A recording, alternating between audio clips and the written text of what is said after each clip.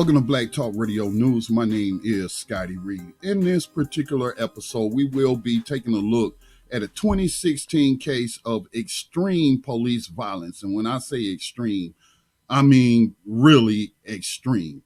And it isn't the first time I've seen an extreme case of violence like this used by slave catchers against people here in the United States. We're going to take a look at the case of Jamarion Robinson, who was killed by police in 2016 in Atlanta. I believe it was in Atlanta at an apartment complex. Had an opportunity to speak with his mom and allow her to share information and details about the case. But before I run that for you, I wanted to share with you a video that was shot the day of. It was August 5th, 2016, when Jamarion Robinson was killed by police. Now, I just want to warn you that there is some strong language that is used during the recording. So if you are offended by strong language, then here's your opportunity to opt out of watching this portion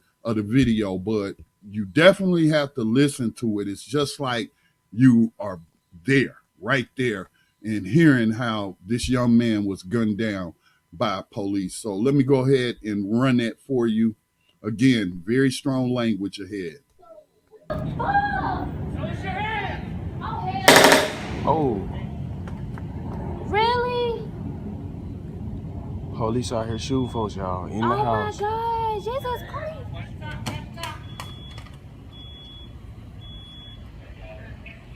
This is fucking crazy.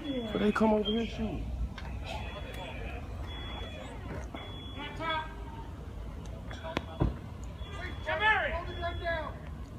Oh, he got a gun. That's why they shooting at his dumb ass.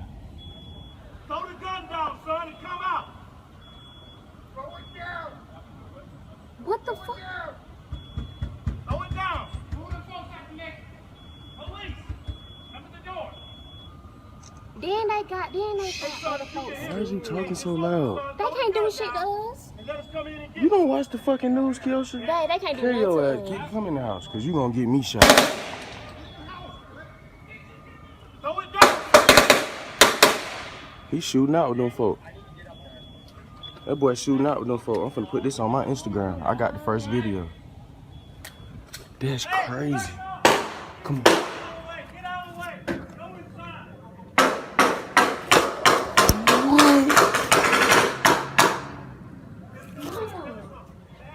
I gotta get from off over here. You hitting these gunshots? Oh my God. You don't hear these gunshots? Oh my God, mama. They looking right at it. They don't busting these and I'm. They don't want Why us. is he talking to us like that? I just told your ass they don't give a fuck.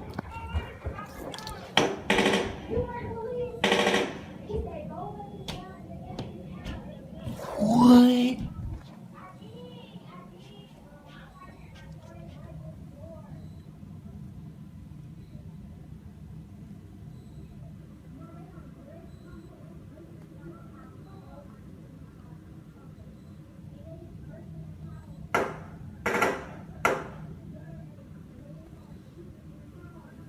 What?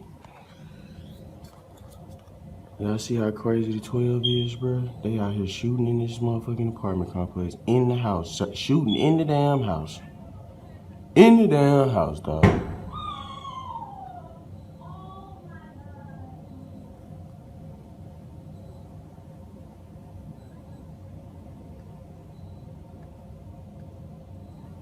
Look at the fake police over here hiding behind the car. What is you doing, ma'am? The action is in the building, ma'am.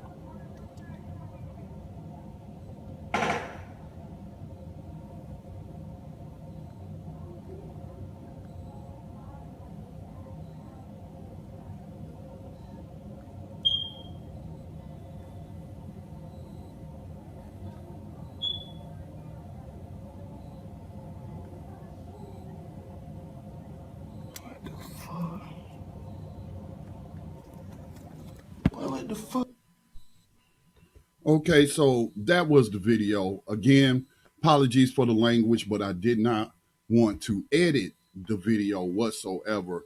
And so that was shot obviously by a neighbor on August the 5th, 2016, when Jamarion Robinson was killed by police. Now, a couple of things I wanted clarification on, so I asked for clarification, and this is what I was sent. Now, we are going to hear from Mrs. Monteria Robinson, Jamarion's mother, and she's going to share a lot of details with us. But on the point, you hear them saying, "Oh, he's shooting out." You hear, the person in the apartment that's taking the video, but he doesn't actually see anyone shooting but the police.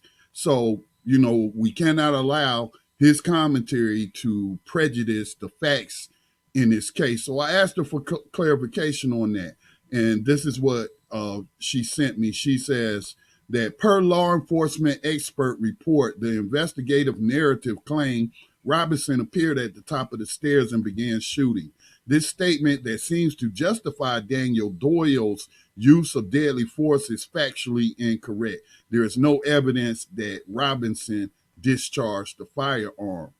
It clearly states Robinson never fired at the officers, but 3 officers began to fire at Robinson. So there's some clarification from the mother on that, who is citing these different reports. And I will later on in this episode, we'll share all the social media that's associated with his case. So for those that want to sign the petitions and follow the case, you will be able to do so online. But just an extreme act of violence. And this isn't like a case that's out of the ordinary. This happens all the time. Go to killedbypolice.net. Go to killedbypolice.net, and you'll just see how often. I mean, it's worse than a war zone, and I've been to a war zone.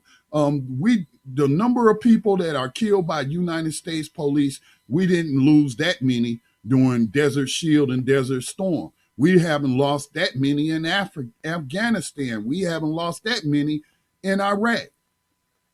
These people are off the chain. It's like they have a culture of murder, and we need professionals. Like, for example, and this might be a bad example, but it's the only one I got. You watch these movies and what have you that's involving, like, let's say a hostage situation. And they always have the guy who's the negotiator. He's always able to talk someone down and all of that. What happened to those? What happened to those? How often are they deployed and what have you? So I heard, and you'll hear this in the video that I'm going to play when I spoke with Mrs. Robinson the other day. But his body was left at the bottom of the stairs. Apparently he was handcuffed after they shot him and dragged him to the bottom of the stairs. And you will hear her talk about how they left his body there for 8 hours. So if you had officers that could sit around for 8 hours while his dead body was there, then certainly y'all could have waited 8 hours to try to talk somebody out the house. Okay? There's just no excuse for this extreme violence. So I'm going to not give away some of the details from when I spoke to Miss Robinson, but I'm going to allow y'all to just hear from her directly. So again, this is Mrs. Monteria Robinson speaking of Black Talk Radio News about her son's 2016 case. Yes. Good afternoon. My name is Monteria Robinson. I am the mother of Jamarion Robinson. Who was Jamarion Robinson? Jamarion Robinson, at the time of his death, he was a student athlete at Tuskegee University. He was a biology major. He was in his final semester. He was 26 years old. But on August the 5th, 2016, my son was sitting inside his girlfriend's living room apartment watching television when approximately about 1:30 p.m. her door was battle-rammed open by 17 road police officers from Atlanta to Fulton County to Fayette County to Clayton County to East Point to U.S. Marshal Service with no warrant. Over 90 rounds were fired at my son. I'm going to say that one more time. Over 90 rounds were fired at my son. Flashbang grenades were thrown at him, landing on him, burning him. After that, someone walked up the stairs, stood over my son, and shot down into his body. Not 3 times, which we originally was told, but I just found out a week ago that someone stood over his body and shot down to his body 5 times.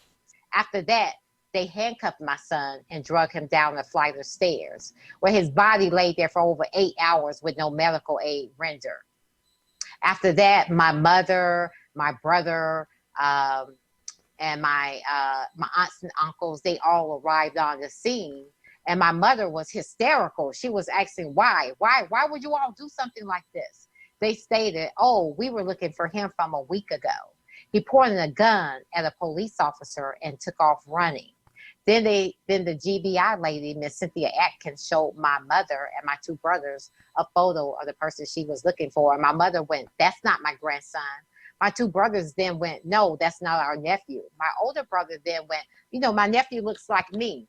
So he flipped out his phone, showed the GBI lady what my son looked like, and she asked my brother to airdrop that photo to her. And my brother did. That night, they dropped that photo on the news stating East Point man had a shootout with police today. So that's the false narrative that they feed to the public and the media. So what I've been doing for the last 4 years, my son was killed August the 5th, 2016. And I'm going to say this one more time so you guys can hear what I'm saying. My son had a total of 76 bullet wounds to his body. 76 bullet wounds to my son's body. He was shot 6 times in the palm of his right hand, 5 times in the palm of his left hand, all down his arms, his torso, his thighs, his groin, his shins, his feet. 76 bullet wounds to my son's body. The officers have not been charged as of today. We're now in June of 2020. The DA has been dragging his feet here in Atlanta, Georgia. We not only have my case here in Georgia, there's many other cases, from Jimmy Atchison to Kane Rogers to Javis Benjamin to Shali Tilson. I can just go on and on and on. But nobody is talking about the cases that are going on here in Georgia. There's been over 130 killings by police of brown and black people here in Atlanta, Georgia since 2015. I'm going to say that one more time. There's been over 130 plus cases here in Atlanta, Georgia, or here in Georgia, period, of brown and black men killed since 2015. Atlanta is ranked number 10 with the most fatal police shootings. Again, Atlanta, Georgia is ranked number 10. Every day in the U.S., 1 brown or black person is killed by police. That's facts. That's real talk. Facts. I'm going to kind of go over some information with you all. I'm not sure if you all are familiar with the incident that happened recently here in Atlanta, Georgia. I think the end of May, May 29th to be exact, of the tasing of the college students. One of those the tasing of the students, one of those officers that was involved in that tasing of the students was also one of the officers involved in my son's murder. He was the one who actually handcuffed my son and drug him down a flight of stairs. I'm going to also go over some more facts with you all in reference to the Fulton County DA here. His name is Paul Howard. He stated on the news on June 2nd that he did not have the authority to arrest the officers who were involved in my son's case. He stated that because they were federal employees. But I do have the documentation, basically their oath of office, which actually states that they were not federal employees. So I provided that to the media on June 8th.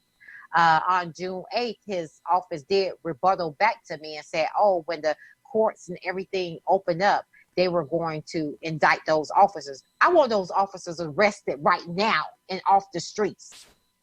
Because that same officer who was involved in my son's murder, Willie T. Sauls, he also killed someone in 95 and in 2012. That's facts. He was involved in my son's murder. That's facts. He was also involved in the tasing of the college, the Morehouse and the Spelman student here in Atlanta. That's facts.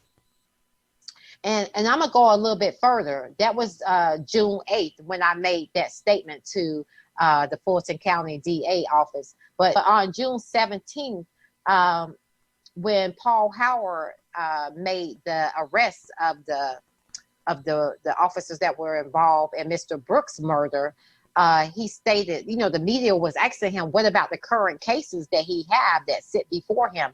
He then stated, so his response to that was, oh, I can't make an arrest, you know, because there was no body cameras. My son's body is the body camera.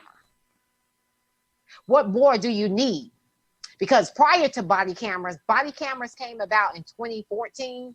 Prior to that, what did they base their facts and stuff off of? They based their facts off of evidence and findings, facts. That's how they were able to determine who to prosecute and who not to prosecute. So my son's body is the actual body camera. I'm going to actually go over just real briefly. I'm going to, you know what? I'm going to probably talk about that at another time because it would be too detailed. But I'm going to go over the history of the corruption of some of the officers who were involved in my son's murder. Again, as I stated about Willie T. Sauls, who murdered someone in 95 and again in 2012, that was also involved in my son's murder. But you also had another officer. His name is Daniel Timothy Doyle. He had a history of corruption such as armed robbery, false arrests, illegal searches, burglary, and intimidation of individuals. You also have another one by the name of Christopher Christopher Hutchins. He has a history of DA seeking grand jury indictment for felony murder. So who's the criminals now? So my thing is that, we or me, as just as a mother, we're tired of seeing our loved ones, being hunted, is what I call it. They're hunting our brown and black children every single day in the United States of America. And I would also like to pose this question to your audience.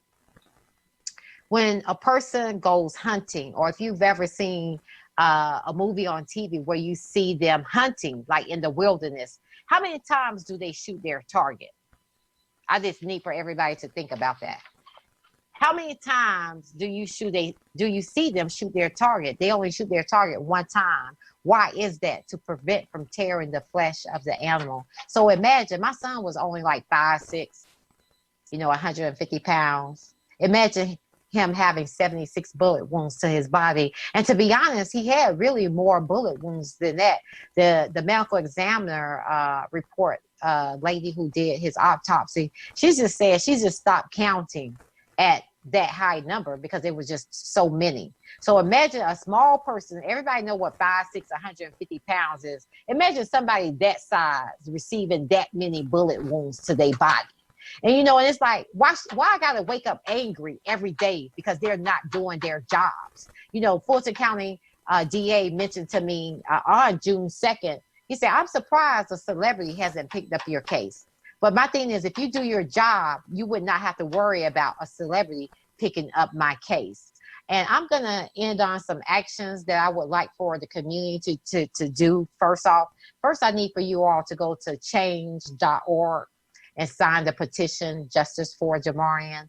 Again, that's change.org, and sign the Justice for Jamarion Robinson petition. And please share that with your friends and family. And also, too, I would like for you to also call to the Fulton County DA here in Atlanta and tell them to arrest those officers. We demand that they arrest those officers, get them off our streets and out of our community.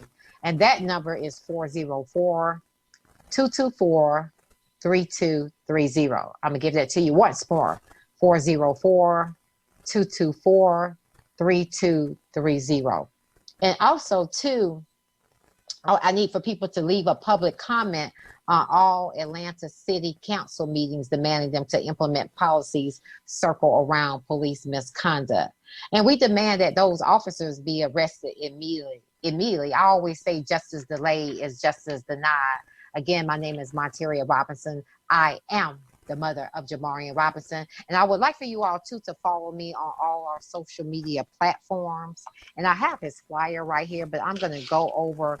This is his flyer. So if you see his flyer online, Please share it. But all of our social media platforms, we are at Justice for Jamarion on Instagram, TikTok.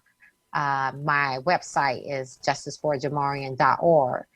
Please donate to my GoFundMe because this is a fight. I've been in this fight for 4 years.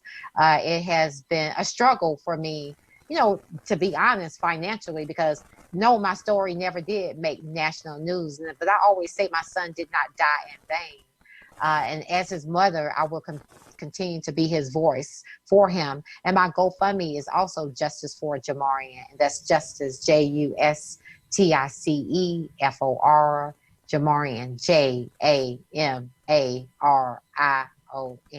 And please use his hashtags, Justice for Jamarion, hashtag Justice for Jamarion Robinson. Once again, my name is Monteria Robinson.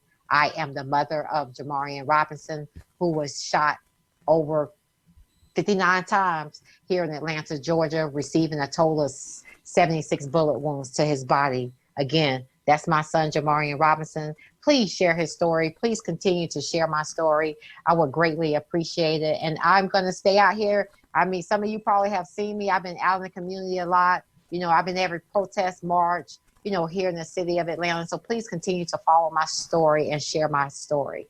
Thank you all so much for listening. Okay, right now, I just want to throw up on your screen the updated social media for Jamarion Robinson, as she just gave there. But I also just wanted to show you that graphic in case you need to pause it and write everything down. It'll also be in the description of wherever this podcast appears, whatever platform it appears on. We'll make sure we post all of that relevant information. Now, couple of things that I picked up, from what she was saying. First of all, this sounds like a blue lynch mob, a blue posse lynch mob. What initiated this, apparently an individual, or at least we're told an individual, pointed a gun at police and ran. He didn't shoot the cop. He didn't kill the cop. Didn't even fire in the air, but pointed a gun at a cop and ran. So, as she mentioned, they didn't even have a warrant to go to his girlfriend's apartment and bust down the door. So it seems like it's a case of mistaken identity. And then that was very deceptive for them to get a picture from the family and then send that out to the media, because there was, the point was being made by the family that the picture that the police had of the individual they was looking for was not the same person. 4 years, justice being denied. And for this DA to say, oh, we're going to wait till the pandemic is over. Well, when might that be? There's no excuse. They still arresting people during the pandemic in Atlanta. They sure arrested the white girl who allegedly burnt down the Wendy's, and shame on y'all who may have helped them find her. But yeah. So, and then another thing, those cops still on the street that have committed other acts. For example, keeping it in Atlanta, Rashard Brooks, who was just shot in the back and killed by police, and then they kicked his body, stood on his body after he had been shot. And then later on, we heard all these black cops making very inappropriate comments. I'm telling you, skin color don't matter to me when it comes to a slave catcher. A pig is as a pig does, and there's just too many blue pigs who don't believe in practicing justice, but believe in just brutally murdering people. But the officer that was involved, Garrett Rolfe, who shot Rashard Brooks in the back, this is coming to you from CNN just a few minutes ago, said that he was involved in a 2015 incident where a black man was presumably shot by officers during a car chase and arrest, according to court records and police incident reports obtained by CNN. So this guy was still, quote unquote, under review for 5 years. See, this is what they call pattern in practice. Pattern in practice all across the United States. They drag their feet on these cases, hoping that nobody, is going to invest the time and the energy it takes to keep pushing for justice. And then they just hope it just disappears from the mind of the local community. I had never even heard of this case before. Some of my friends told me in South Carolina that, they were involved in actions. They're closer to Georgia, and maybe they saw it on their local South Carolina news. But I only found out about this because retired truck driver, shout out to Blair, who lives in Hawaii, told me about the case and put me in touch with Miss Robinson. So that's why I'm bringing it to you now on Black Talk Radio News. This is pitiful, y'all. And I don't care how many roads they paint with Black Lives Matter. I don't care how many knees these police officers take. I don't care how many kente cloths members of Congress wear while taking a knee. This is a systemic problem, and it has to be solved. It has to be solved on a local level, on a state level, and on a national level. Please continue to support the production of independent Black media.